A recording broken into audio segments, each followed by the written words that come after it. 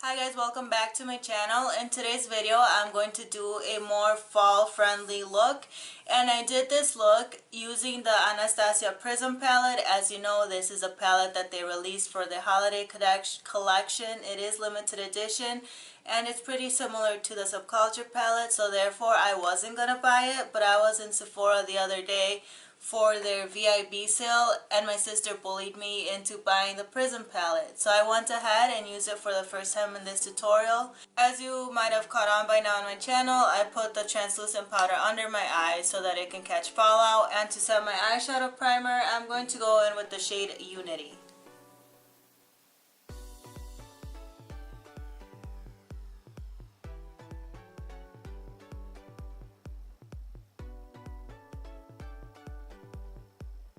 For my transition, I'm going to go in with the shade Eden.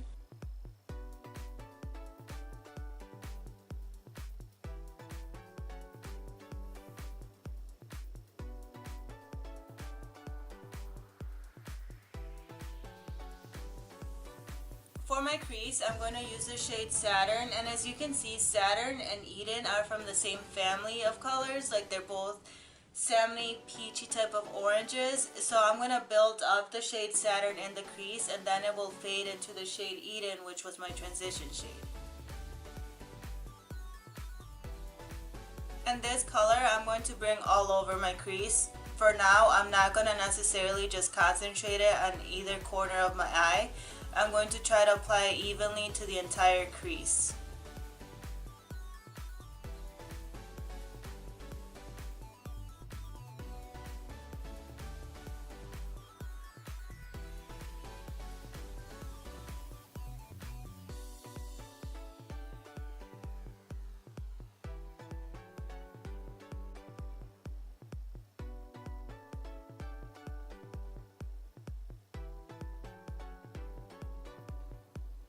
Now I'm going to grab the shade Lure and I'm going to place that all over my lid using my finger.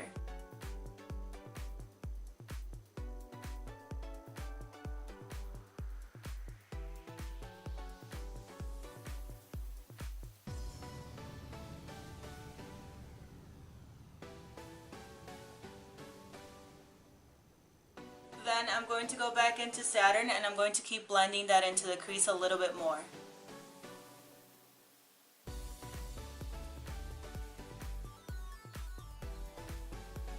This step is just so that the shade Lure and Saturn blend together. It's not necessarily to purposefully build up the color Saturn in the crease. I just want no harsh edges left behind by the shade Lure.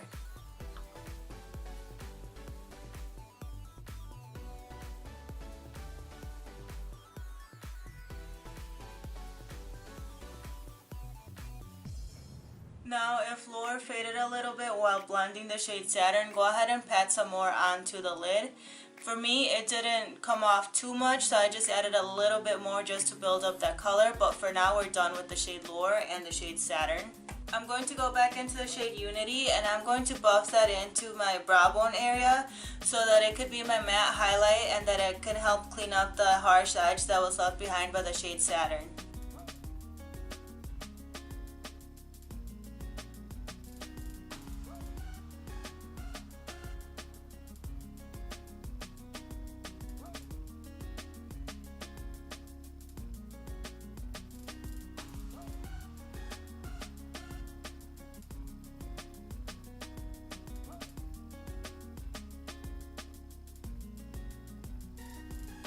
And while I'm at it, I'm also going to use it for the outer corner of my eye so that I can clean up the eyeshadow a little bit.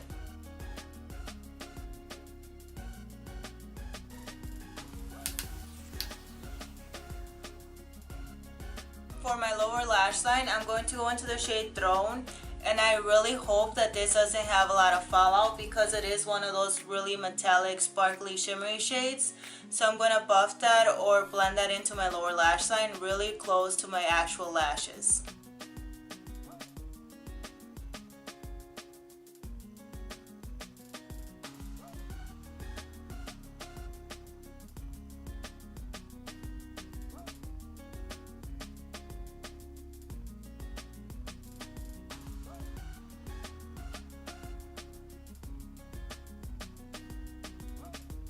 Now I'm going to go back into the shade Saturn and I'm going to blend that really close to that green shade Throne.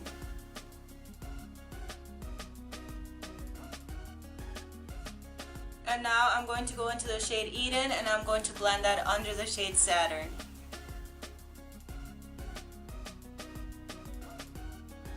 And just for the fun of it, I'm also going to throw the shade Throne on my actual lash line to use it as liner.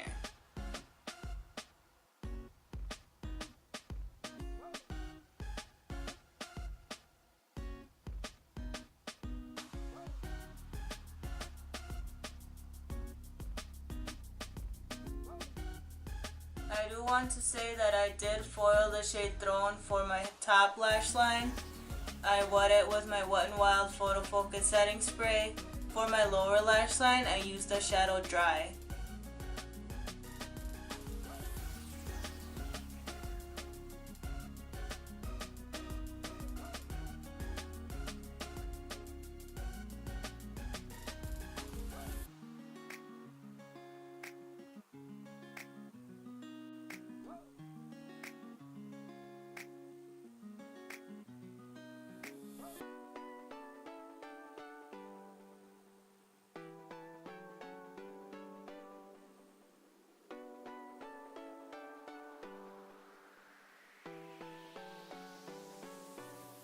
I am going to try to deepen my outer corner using the shade Parallel, but I'm just going to grab this fluffy brush, just tap it onto the color, and then I'm just going to tap it onto my outer corner.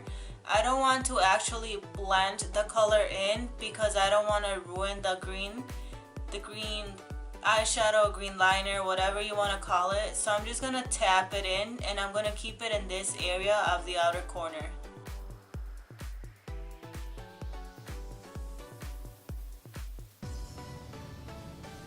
Now I'm going to grab a clean, smaller brush and blend the eyeshadows together, but I am going to try avoid the green.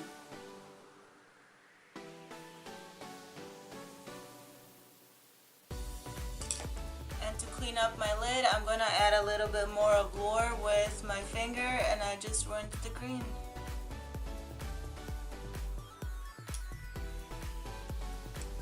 And I'm going to go back with that clean brush and just blend it out here some more. And on the eyeliner where my finger touched it, I'm just going to grab a little bit of the shade Throne onto this eyeliner brush and I'm just going to fix it.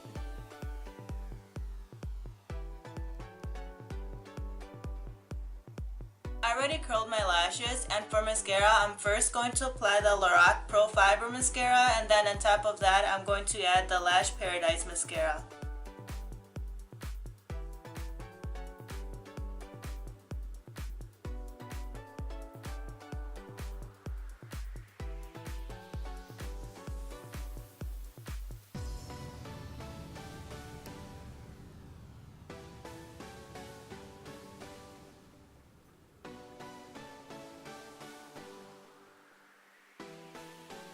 For my lower lash line, I'm only applying the Lash Paradise Mascara. For inner corner highlight, I'm going to go in with the shade Lucid.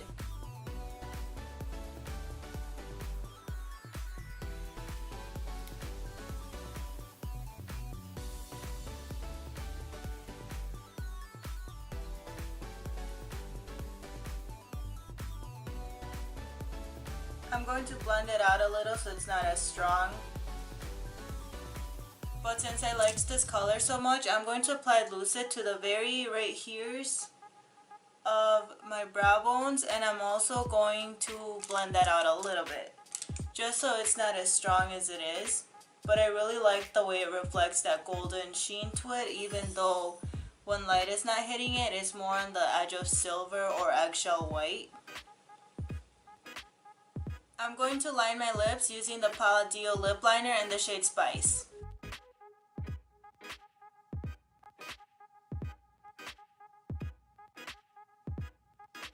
And I am going to fill my lips in with this lip liner too.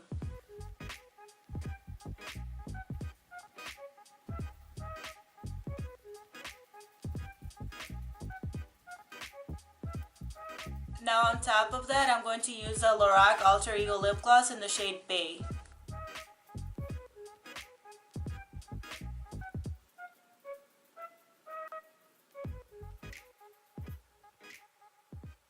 that is it for this video, you guys. Thank you for watching, and since we're here already, I might as well give you my thoughts and opinions on this Prism palette by Anastasia Beverly Hills. As you know, this is their limited edition holiday palette, and a lot of people say it looks really similar to the Subculture palette. This hand is Subculture, this hand is Prism. At first glance, they do look pretty similar. It seems that the mattes in the Subculture palette are usually or mostly the shimmers and metallics in the Prism palette. But they are good companion palettes, or at least they look like they are. I will be creating looks integrating both palettes, but we'll see how they mix well together because allegedly they're supposed to be used together. But I can tell you that the Prism palette does not have anywhere near as bad fallout or lack of ease of blending as a Subculture palette. I don't know if you can tell, but I tried to not blow on this palette as I went in with my brushes to see how much fallout there was. And there is not significant amount of fallout. I would say that the fallout in the Prism palette is pretty comparable to the fallout in the Modern Renaissance palette. And if you are a colorful, creative person, you should go ahead and test this palette, see if you like it. I really enjoyed it. It's really pretty. And like I said in the beginning, I was kind of bullied into buying this palette by my sister, but I'm grateful I did because it's a really pretty palette. And the holidays are coming, so these metallic shades like Throne, Osiris, and Dimension are gonna, I don't know if you can see those, are gonna be really nice to use in holiday looks because of the sparkle and shimmer that they have. Obviously you saw my tutorial, and I'm gonna let you judge the fallout by watching the tutorial, but I will say that the only and I'm only speaking from the colors that I used today. Today was my first time using this palette, so I'm only going to talk about the colors that I used today in this video. But while creating my eye look, the only matte shade that gave me fallout was the mauve shade Lure, and I think that's because I was applying with my finger for one. And I was also packing it onto my finger or loading a lot of color onto my finger and then onto my lid. So maybe excess of product caused a little bit of fallout. And yes, the shade Throne did have fallout when I was using it dry on my lower lash line. But once I foiled it and used it on the top lashes, it gave a really pretty metallic look and there was not a lot of fallout. But it's an eyeshadow palette with shimmers. It's gonna have fallout. Fallout happens all the time. I'm really pleased with how pigmented, easy to blend, and beautiful these colors are, especially the shade Throne. It's probably one of my favorite shades in here. But like I said, the similarities to Subculture are there, but just go to a local Sephora or Ulta and swatch the colors for yourself and see how similar and how different they are. And depending on how picky of a person you are when it comes to color, then you can decide whether you want Prism or not. For example, the shades Sphinx and Eternal from the Prism palette look pretty similar to the shade Adorn from the Subculture palette. And all three palettes, or all three shades, are those gold types of brown. But as you see here, I have Sphinx, Eternal, and Adorn. They are different, but they're pretty similar. So it depends on how picky you are, then you can make up your mind. Like I said, with the similarities from Subculture or Prism, but I will tell you Subculture has more fallout and is less easy to blend than Prism. Thank you for watching this video. Please subscribe if you haven't already, and I will see you in my next tutorial.